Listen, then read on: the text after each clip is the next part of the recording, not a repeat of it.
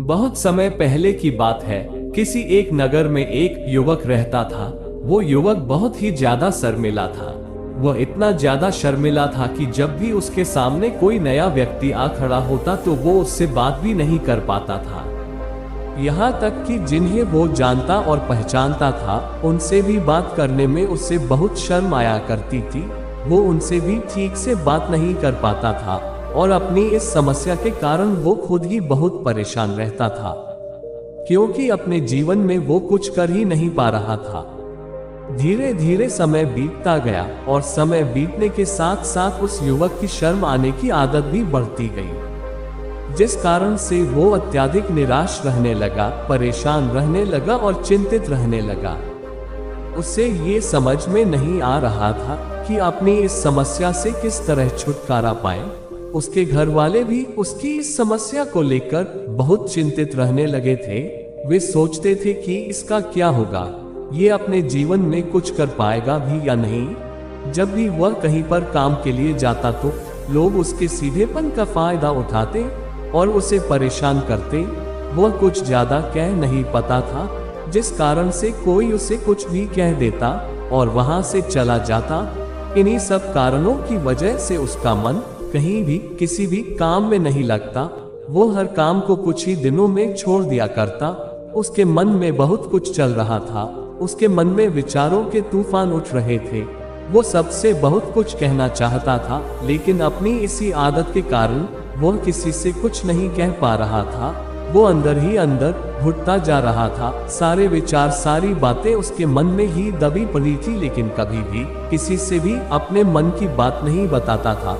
जब वो छोटा सा बच्चा था तब उसे लोग बहुत पसंद करते थे। उसकी इस आदत को भी लोग सराहते थे, लेकिन इसकी आदत की वजह से जब वो बड़ा हो गया, युवा हो गया, तो इसी आदत के कारण उसे अपना जीवन जीने में भी अत्यधिक परेशानियां उठानी पड़ रही थी। और वो युवक भी अपनी इस गलती के कारण बहुत परेशान रहता। अपनी इस एक आदत से छुटकारा पाना चाहता था। वह चाहता था कि वह लोगों से अपने मन की बात खुलकर कह पाए। वो जो कुछ करना चाहता है, जो कुछ कहना चाहता है, वो सबसे खुलकर कह सके, कर सके। लेकिन जब भी कोई दूसरा उसके सामने आता तो उसकी जुबान मानो खुलती ही नहीं। ये तक कि वो अपने माता पिता के सामने भी ठीक से बात नहीं कर पाता था। केवल उसके कुछ मित्र थे जिनसे वो अपने मन की बात कर पाता था। जब भी वो किसी बात का जवाब देता तो लोग उसकी हंसी उड़ाते, उसका मजाक बनाते। लोग कहते कि आज तो तेरे मुंह में भी जबान आ गई है।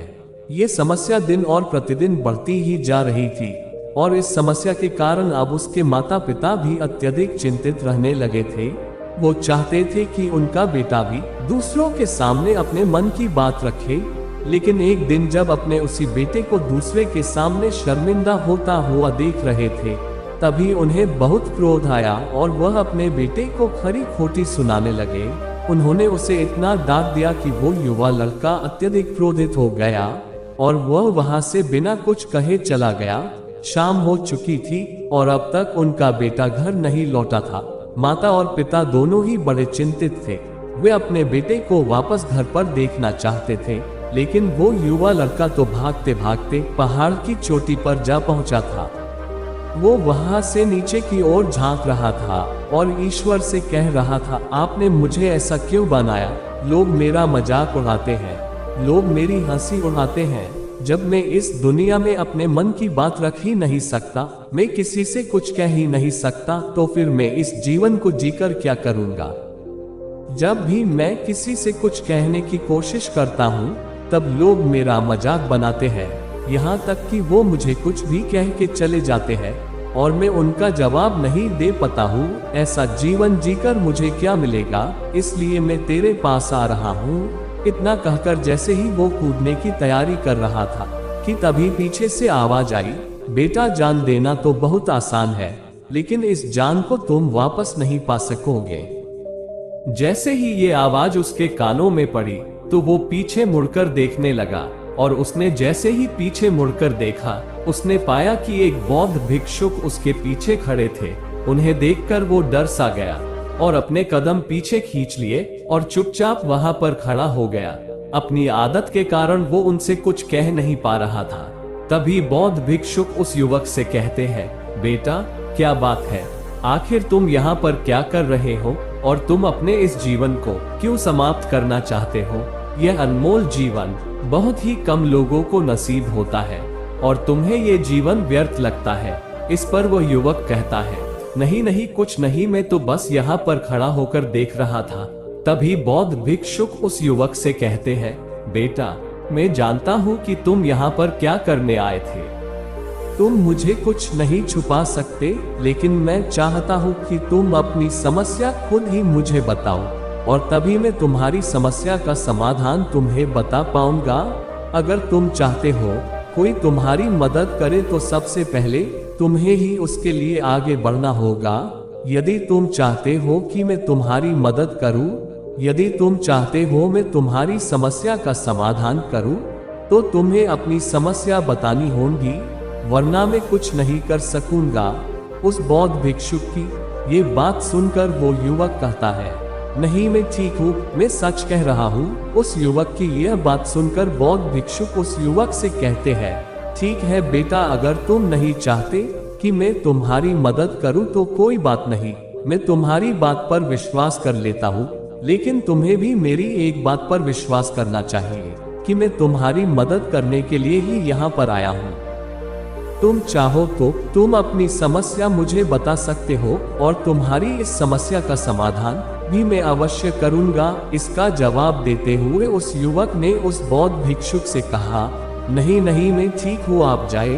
उस पर वो बौद्ध भिक्षुक उस युवक से कहते हैं, ठीक है बेटा, यदि तुम चाहते हो मैं यहाँ से चला जाऊँ तो मैं यहाँ से चला जाता हूँ, लेकिन तुम मेरी एक बात याद रखना, मेरे जाने के बाद मैं तुम्हारी कोई मदद नहीं कर पाऊंगा और ये भी हो सकता है तुम्हारी मदद के लिए कोई और भी आगे ना आए।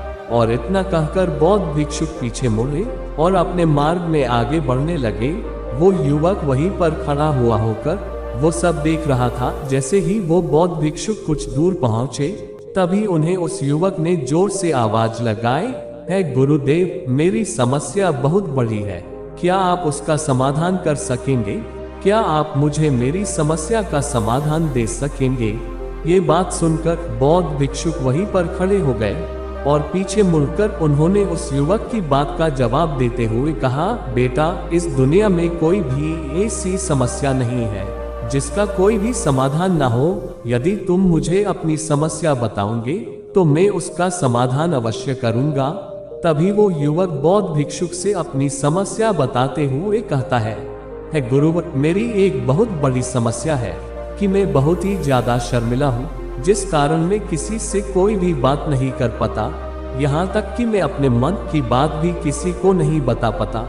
जब भी मैं किसी से बात करने की कोशिश करता हूँ तो लोग मेरा मजाक उड़ाते हैं, मेरी हंसी उड़ाते हैं। जब भी कोई मुझे खरी खोटी सुनाता है, उल्टी सीधी बातें करता है, तो मैं उनका जवाब नहीं दे पाता। मैं लोगों की तरह चालाक बनना चाहता हूँ, लोगों की तरह बातों का जवाब देना चाहता हूँ, अपने मन की बात करना चाहता हूँ, इस दुनिया के साथ कदम से कदम मिलाकर चलना चाहता हूँ। क्या इसका कोई समाधान है? उस बौद्ध भिक्षुक ने उस युवक की सारी बातें ध्यानपूर्वक सुनी और फिर उसे जवाब देते हुए कहते हैं, बेटा, जरूरत से ज्यादा शर्मिला होना, इसका अर्थ यह है कि तुम्हारे अंदर कोई डर है जिसे तुम पहचान नहीं पा रहे हो, जिस कारण उसका समाधान करने में भी असमर्थ हो। शर्म करना अलग बात है और डरना अलग। जब भी हमारे अंदर डर होता है तब हम कहीं भी किसी से भी कोई बात नहीं कर सकते। हमें चारों तरफ केवल डर ही नजर आता है और हम हर जगह से डरते ही रहते हैं, लेकिन इसे शर्माना नहीं कहते। शर्म तो एक हद तुम्हें चुप रख सकती है। फिर वो बौद्ध भिक्षुक उस युवक से कहते हैं, बेटा, तुम सबसे अधिक किससे शर्माते हो? वो युवक इसका जवाब देते हुए कहता है, गुरुवर, मुझे अपने पिता से बात करने में बहुत शर्म आती है, मैं उनके सामने कुछ बोल ही नहीं पाता। तभी वह बौद्ध भिक्षुक उस युवक से कहते हैं, अच्छा तो ये बताओ, जब तुम अपने पिता से बात कर रहे होते हो या फिर बात करने का प्रयास करते हो तो तुम्हारे मन में कैसे ख्याल आते हैं? युवक इसका जवाब देते हुए कहता है, गुरुवर, जब भी मैं अपने पिता से बात करने का प्रयास करता हूँ तब मुझे लगता है वो मुझ पर क्रोध करेंगे, मुझसे या तो नाराज हो जाएंगे, और कहीं ना कहीं मुझे ये भी लगता है कि मैं कुछ गलत बात ही करूंगा। यहाँ तक कि मेरे मन में ऐसे भी ख्याल आते हैं कि शायद मेरे पिता मुझसे प्यार ही नहीं करते, परंतु गुरुवर आप कहते कि शर्म अलग है और डरना अलग बात है, तो क्या कोई ऐसा उपाय है जिससे मुझे डर ही ना हो? क्या कोई ऐसा रास्ता है जिससे मेरे अंदर का डर समाप्त ही हो जाए? कृपा करके मुझे इस समस्या का समाधान बताइए।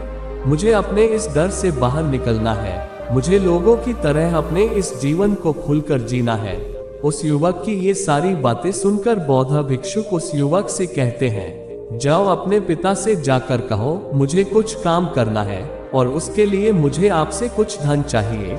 यदि तुम उनसे धन मांगने में कामयाब हो गए तो मैं तुम्हें तुम्हारी सारी समस्या का समाधान अवश्य बताऊंगा। वो युवक काफी घबरा गया।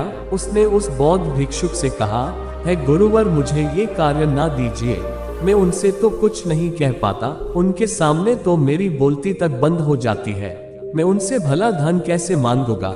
ये बात सुनकर बौद्ध भिक्षुक उस युवक से कहते हैं, तब तो तुम्हारी समस्या का कोई भी समाधान नहीं है और ना तुम अपने जीवन को खुलकर जी पाएंगे। ये बात सुनकर वो युवक बौद्ध भिक्षुक से कहता है, गुरुवर ऐसा ना कहे, कृपा करके मुझे कोई और कार्य बताए, कोई ऐसा कार्य जिससे मेरे अंदर का डर पूरी तरह समाप्त हो जाए, कोई ऐसा समाधान बताए। इसका जवाब देते हुए वो बौद्ध भिक्षुक उस युवक से कहते हैं, बेटा यदि तुम्हें तुम्हारे अंदर के डर को समाप्त करना है तो पहले तुम्हें मेरा ये कार्य करना होगा जो मैंने तुम्हें कहा है। वो युवक घबराकर काफी देर सोच विचार करने के बाद पूर्ण गुरुवर से कहता है, ठीक है, यदि आप चाहते हैं कि मैं इस कार्य को करूं, तो मैं इसे करने का पूरा प्रयास करूंगा। इतना कहकर वो युवक घर लौट जाता है।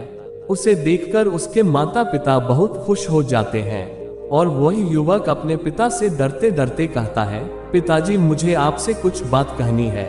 इस पर उसके पिता कहते, बोलो क्या बात है? युवक आगे कहता है, पिताजी मैं कुछ काम करना चाहता हूँ और उसके लिए मुझे आपसे कुछ धन चाहिए, क्या आप मुझे कुछ धन दे सकते हैं? इतना सुनकर उस युवक के पिता ने उसकी ओर ध्यान से देखा। काफी देर देखने के बाद वो खुशी से झूम उठे और तुरंत ही कुछ धन अपने पुत्र के हाथों में रख दिया और कहने लगे, बेटा इतना धन काफी है कि तुम्हें और धन चाहिए? इसके जवाब में वो युवक अपने पिता से कहता है, नहीं नहीं पिताजी, इतना काफी है, मैं इतने से काम चला लूंगा। वो युवक तुरंत उस धन को लेकर दौड़ा दौड़ा उस बौद्ध भिक्षुक के पास लौटा और जो धन उसने अपने हाथों में ले रखा था उसे दिखाते हुए वो कहता है, गुरुवर जैसा आपने कहा था मैं धन लेकर आपके पास आ चुका हूँ। मैंने अपने पिता से धन मांग लिया है, अब मुझे आप मेरी समस्या का समाधान बताओ।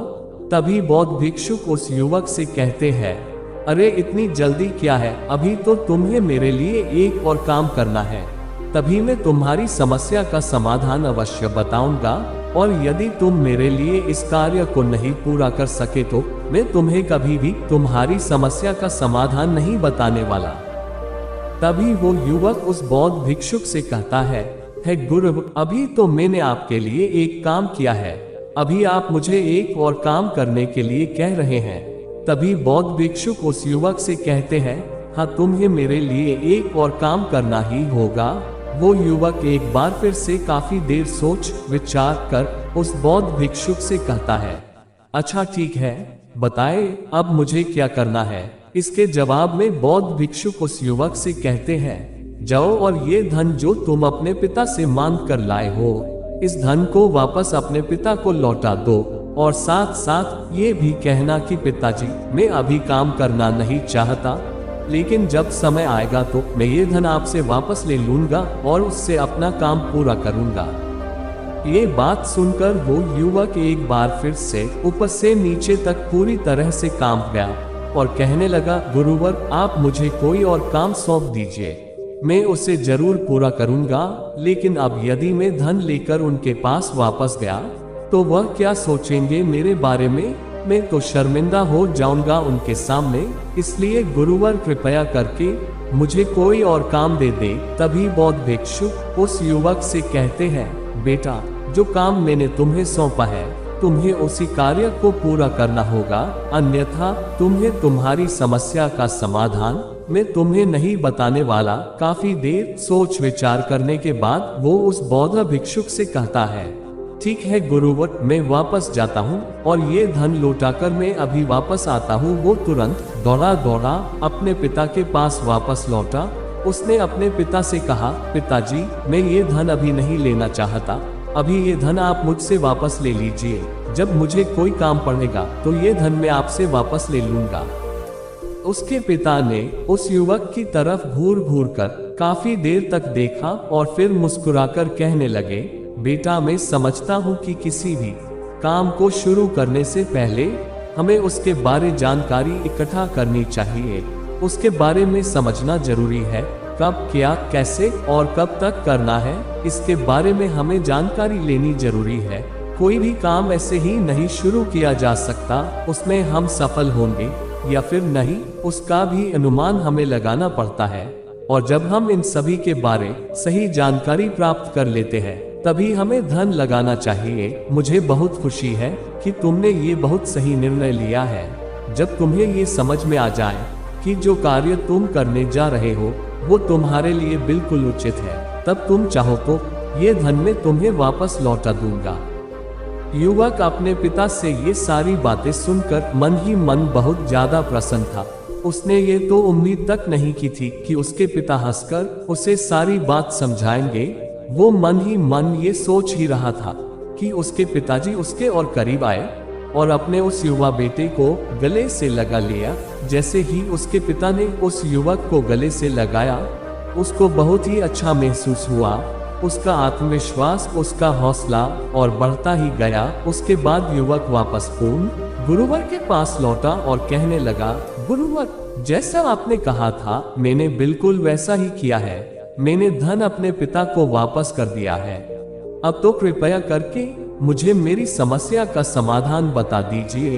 तभी बौद्ध भिक्षुक उस युवक की ओर देखकर मुस्कुराते हैं और उस युवक से कहते हैं, बेटा, इतनी जल्दी क्या है, अभी तो तुम्हें मेरे लिए एक और काम करना ही पड़ेगा।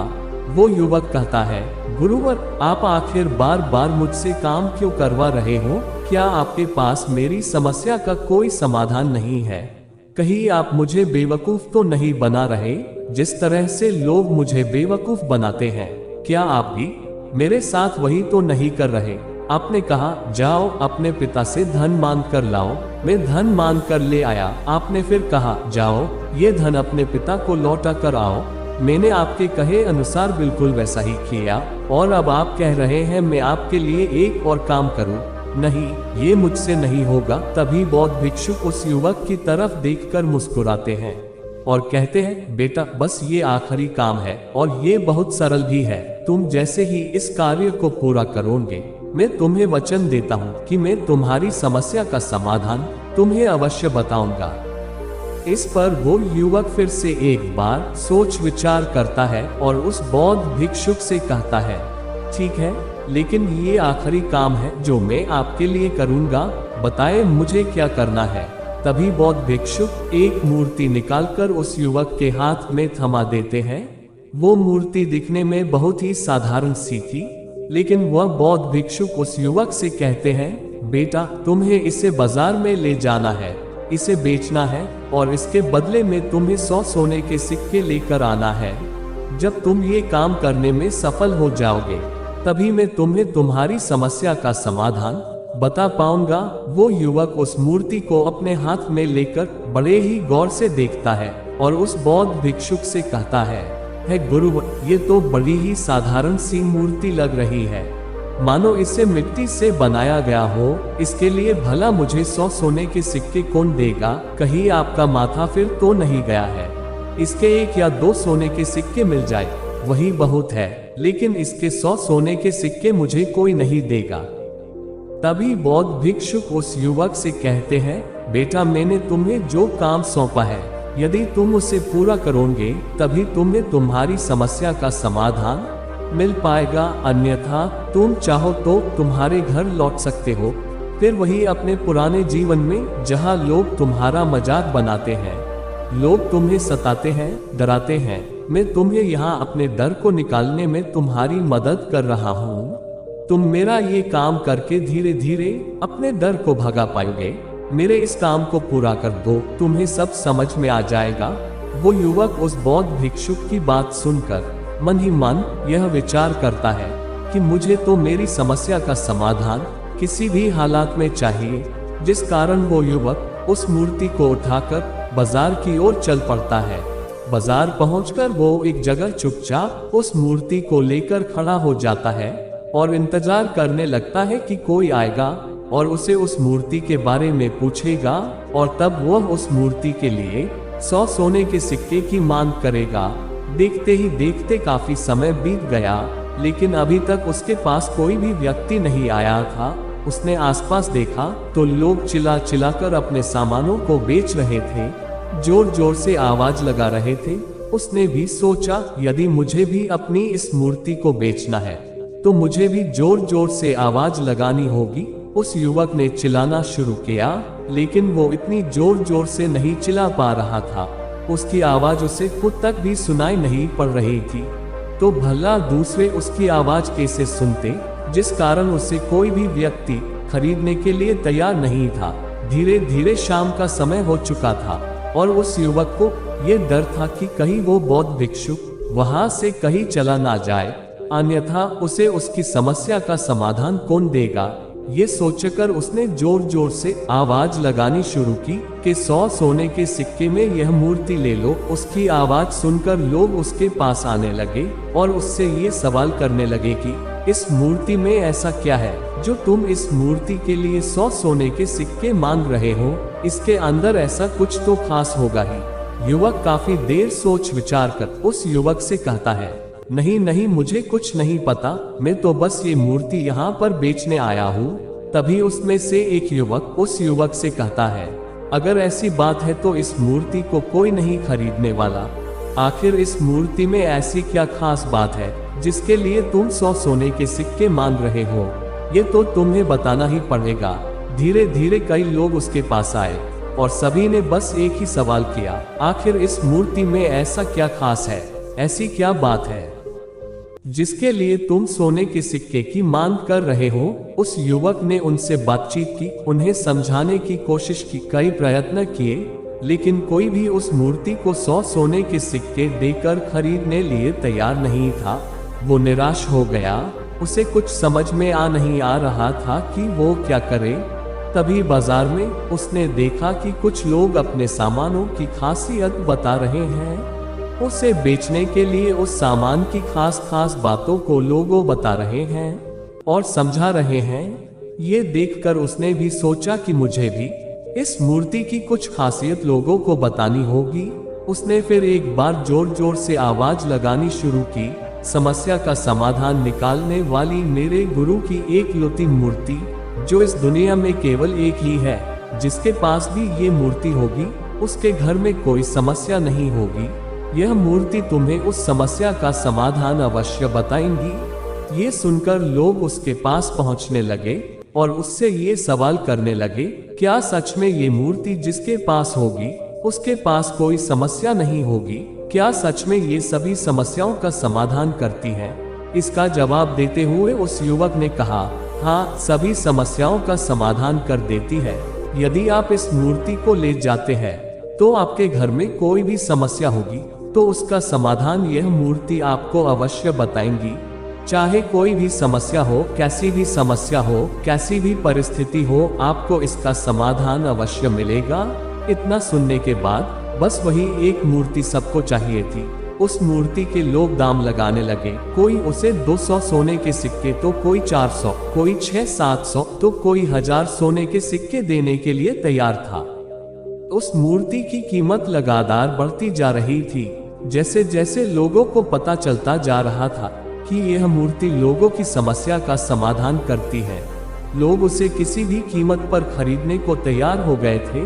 अब वो युवक भी आत्मविश्वास के साथ और जोर जोर से चिल्ला रहा था, लोगों को उस मूर्ति के बारे में समझा रहा था और बता रहा था।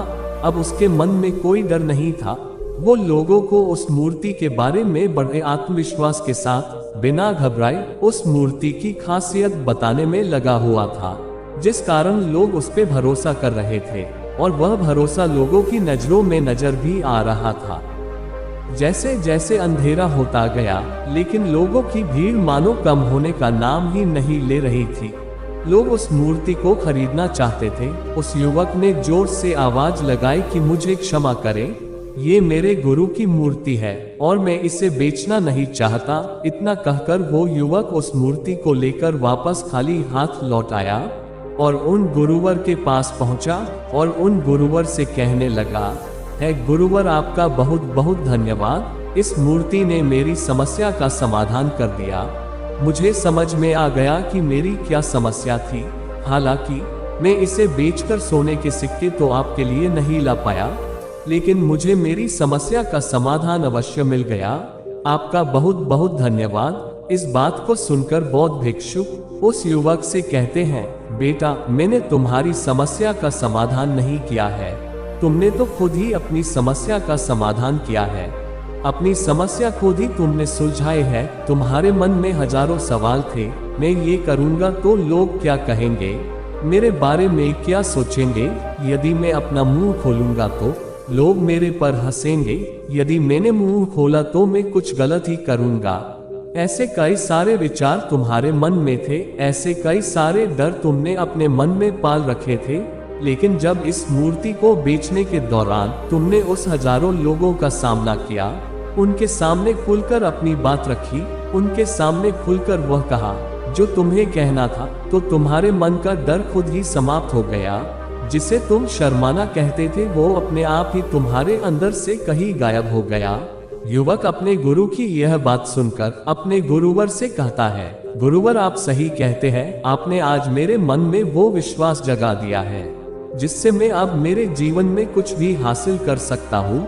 आपका बहुत बहुत धन्यवाद। डर को धीरे धीरे खत्म करने से ना ही आपको कोई शर्म आएगी और ना ही डर लगेगा, और जब आपके अंदर का डर हमेशा के लिए समाप्त हो जाएगा तो आप अपने जीवन में जो कुछ भी करना चाहते हैं, जो कुछ भी पाना चाहते हैं, उसका रास्ता पूरी तरह से आपके लिए साफ हो जाएगा और आप अपने मार्ग पर तेजी से आगे की ओर बढ़ने में सक्षम भी हो जाएंगे। इसलिए लोग क्या कहते हैं, क्या कहेंगे, ये सब छोड़ दीजिए और खुद पर विश्वास कीजिए, क्योंकि आप ही हैं जो अपने इस डर का सामना कर सकते हैं।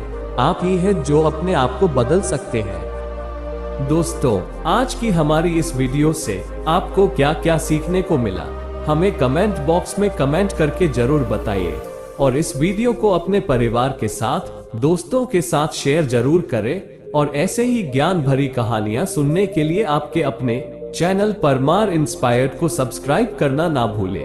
मिलते हैं आपसे ऐसे ही अगली वीडियो में, तब तक के लिए जय हिंद, जय भारत, नमो बुद्धाय।